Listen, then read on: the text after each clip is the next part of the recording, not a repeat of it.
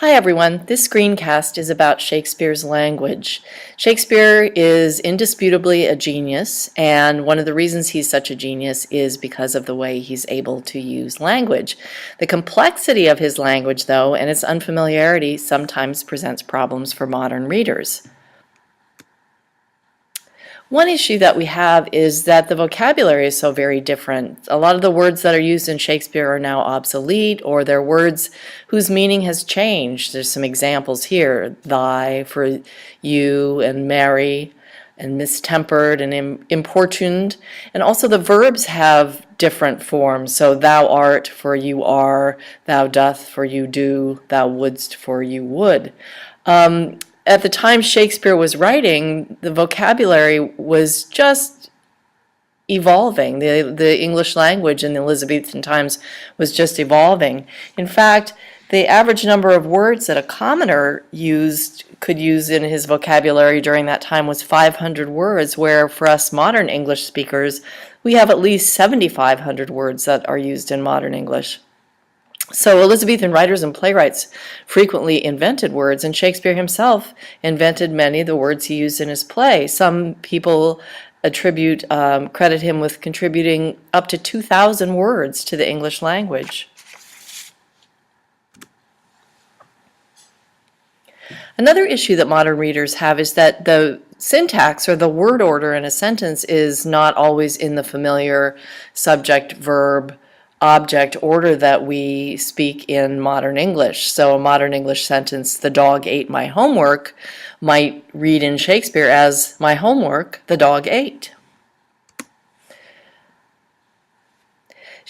Shakespeare shifts into different kinds of verse forms. Plays were usually written in verse during the Elizabethan period, so he uses different kinds of verse forms.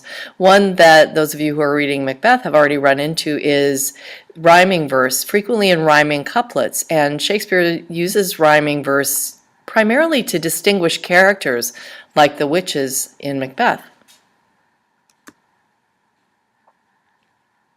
He also writes in something called blank verse, and blank verse is a 10-syllable line that is iambic, meaning it's a unstressed followed by a stressed syllable, 5 beats in a line. So this opening line from Twelfth Night is an example of that, and I'm going to emphasize this unstressed stress. If music be the food of love, play on.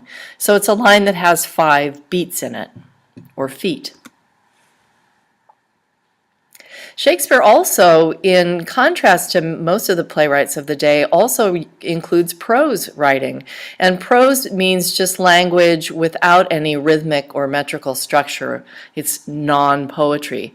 Although even though it's not poetry, Shakespeare uses all kinds of poetic devices like alliteration and onomatopoeia, etc., within his prose writing, like this example from Julius Caesar, a speech by Brutus. Romans, countrymen and lovers, hear me for my cause, and be silent that you may hear. Believe me for mine honor, and have respect to mine honor, that you may believe. Censure me in your wisdom, and awake your senses, that you may the better judge. If there be any in this assembly, any dear friend of Caesar's, to him I say that Brutus' love to Caesar was no less than his. If then that friend demand why Brutus rose against Caesar, this is my answer. Not that I love Caesar less, but that I loved Rome more. So you see especially lots of examples of parallel structures in that passage. Shakespeare also makes liberal use of all kinds of language tools and tricks, things that we know as figures of speech. One of these is alliteration, and alliteration is when initial consonants in words close together are repeated. So here's a line, and men are only turned into tongues and trim ones too. Keep your eyes open for examples of alliteration. Also, Shakespeare uses antithesis, which uses a parallel sentence structure like the one that we just saw in the speech from Julius Caesar, in order to compare opposing ideas. So from Macbeth, he says, this supernatural soliciting cannot be ill, cannot be good. So antithesis is sort of like posing a paradox.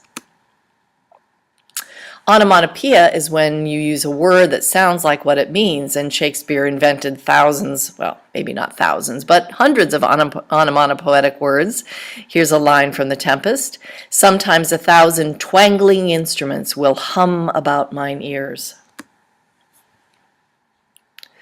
Readers of Romeo and Juliet in the opening scene will see lots of wordplay by use of puns, and a pun is when you play on the meaning of the same or two similar words. It looks the same, but it means different things. So, for instance, Mercutio, as he's dying, says, "Ask for me tomorrow, and you shall find me a grave man." A couple of other language tools are personification, where you give an inanimate object or an idea human qualities. The moon shines bright in such a night as this, when the sweet wind did gently kiss the trees. And maybe most importantly, metaphor and simile. So there are two ways of creating layered word pictures and creating layers of meaning within words. They compare two seemingly unlike things, and metaphors, of course, do, and simile both do that, except similes use like or as. Notice here in this speech by Macbeth how he begins with a simile and then just extends that metaphor of the naked newborn babe and pity. And pity, like a naked newborn babe striding the blast, or heaven's cherubim horsed upon the sightless couriers of the air, shall blow the horrid deed in every eye, that tears shall drown the wind. As you read Shakespeare, observing how he plays with language, how he shifts from one kind of language to another, how he uses all these devices, will not only help you understand the Shakespeare better, but will help you enjoy it more. So I hope you increase your enjoyment.